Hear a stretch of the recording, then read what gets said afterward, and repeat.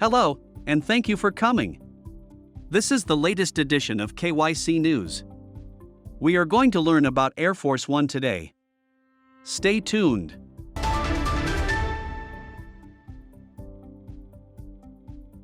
Air Force One, things you might not know. Hollywood has the ability to make you feel as though you know everything there is to know about Air Force One. Whether your first thought is of the dramatic takeoff in the blockbuster film Independence Day or the tense onboard meetings in House of Cards, Hollywood can make you feel as though you know everything there is to know about Air Force One. So, what exactly is it about an Air Force One aircraft that makes it so exceptional and pricey?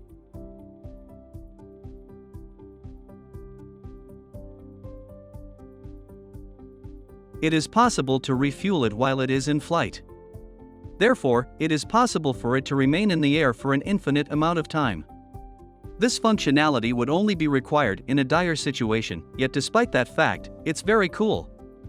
How does it work? Because this aircraft is equipped with a one-of-a-kind gasoline cap on its nose, a second Air Force aircraft can connect a fuel pump to the front of the aircraft while it is flying above it.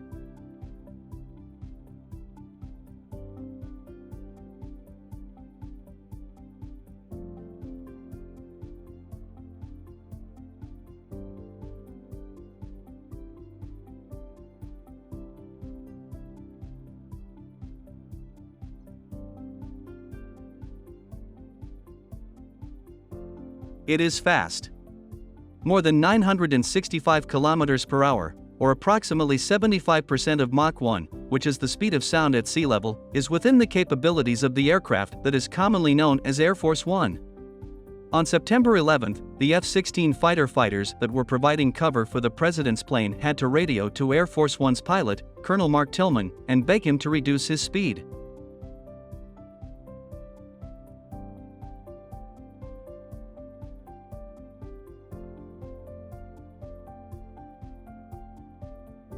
It features its own medical facility as well as 2 kitchens.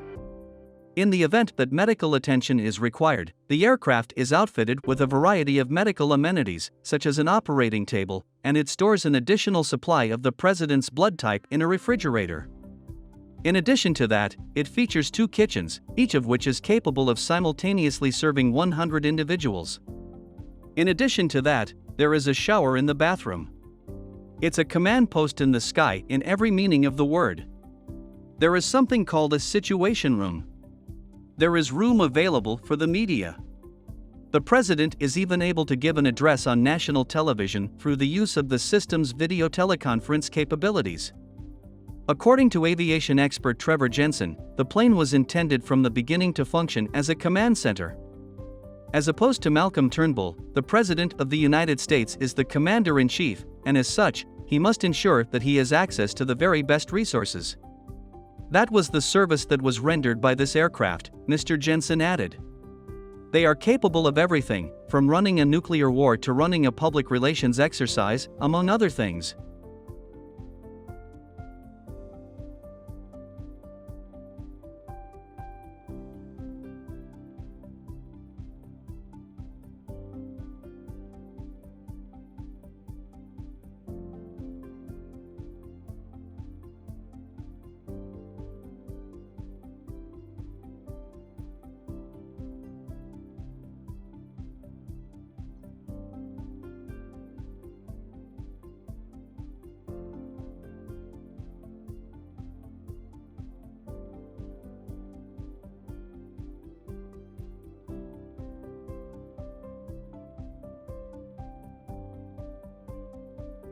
It is made of a sturdy material.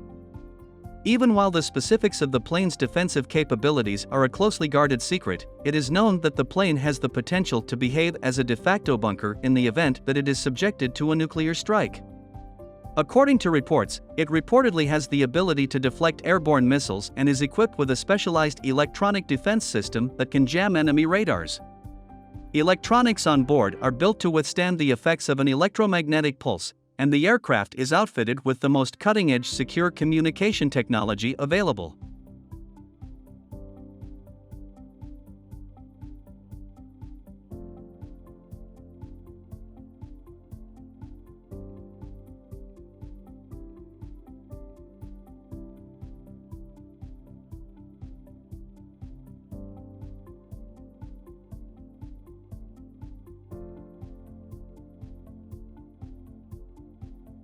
It never pulls up to the curb at the terminal.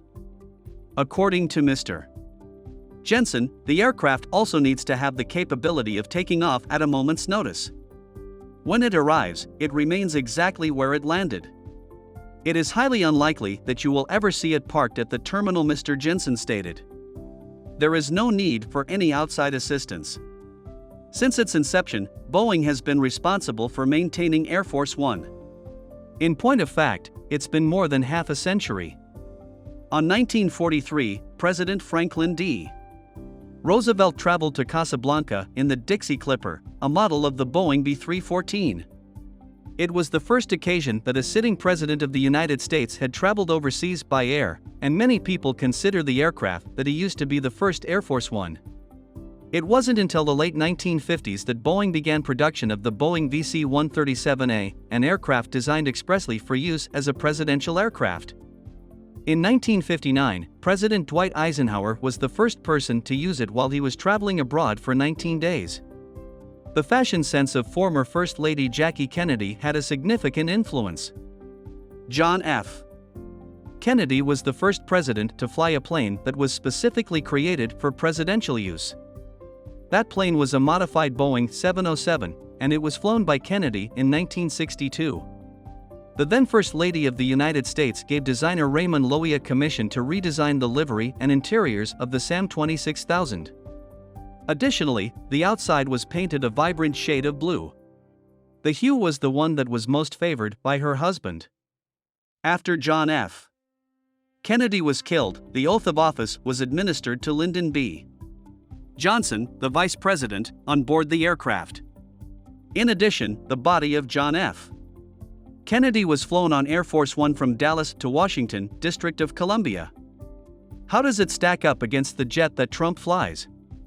Former President Donald Trump has his very own Boeing 757, which features white leather and gold accents, a bedroom, as well as a giant flat-screen television. However, his aircraft does not have the advanced safety features that are required. We really hope that you learned the most from this video. If so, please like it and remember to subscribe to this channel for more. Enjoy your time.